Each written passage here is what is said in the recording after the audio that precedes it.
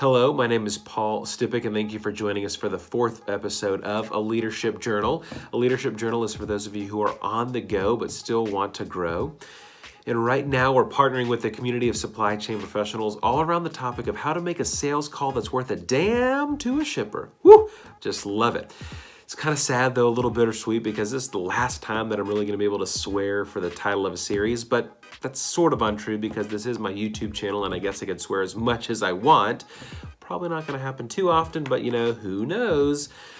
But anyways, without further ado, let's get into the subject, the topic at hand, and that is asking questions.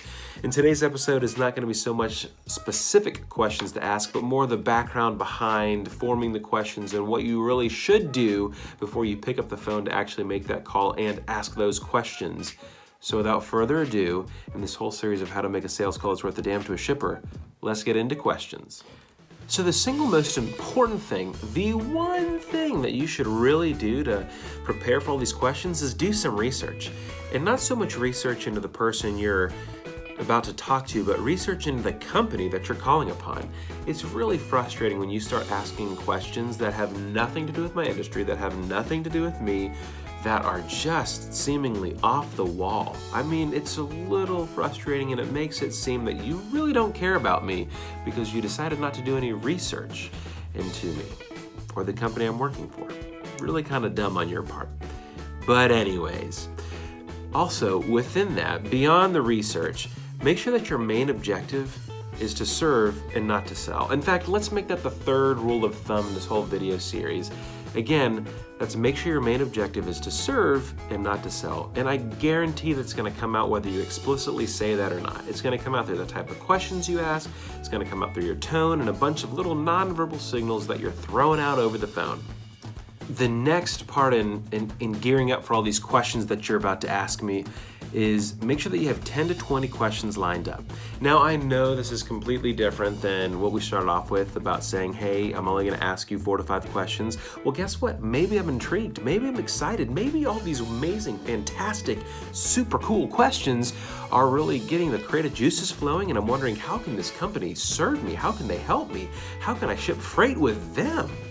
If that's the case, you better have 10 to 20 questions lined up. But if not, make sure that those 4 to 5 questions are rock solid.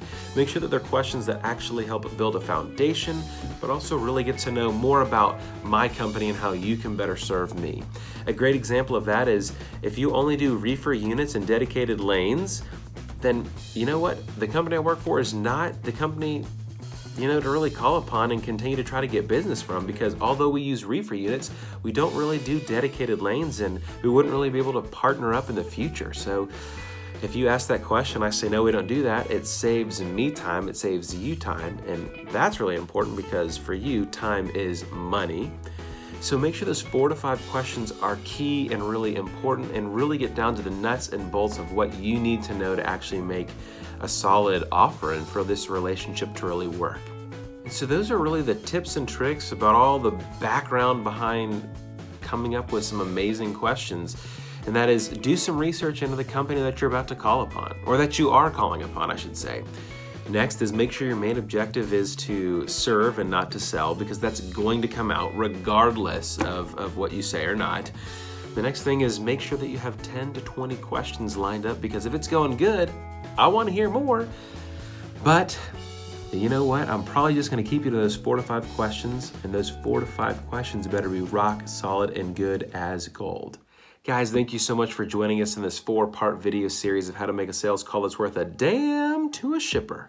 And if you missed the other videos, let me quickly review those steps in how to actually make a sales call that's worth a damn to a shipper. Number 1, listen. Number 2, don't use fillers. Number 3, you know what? Tell me what you're gonna do. Number 4 is what we covered today, and that is ask 4 to 5 questions. And number 5 is probably my favorite step in this whole thing, and that is show some respect and let them hang up first. If you like this video, give it a thumbs up. If you didn't, give it a thumbs down, but let's be serious. The only way to go right now is a thumbs up. Leave some comments down below. I'm gonna link all the other videos down below. If you guys missed any of them, thanks again so much. I've really enjoyed making this video series, and I can't wait to see you all next time in episode 5 of A Leadership Journal. See ya.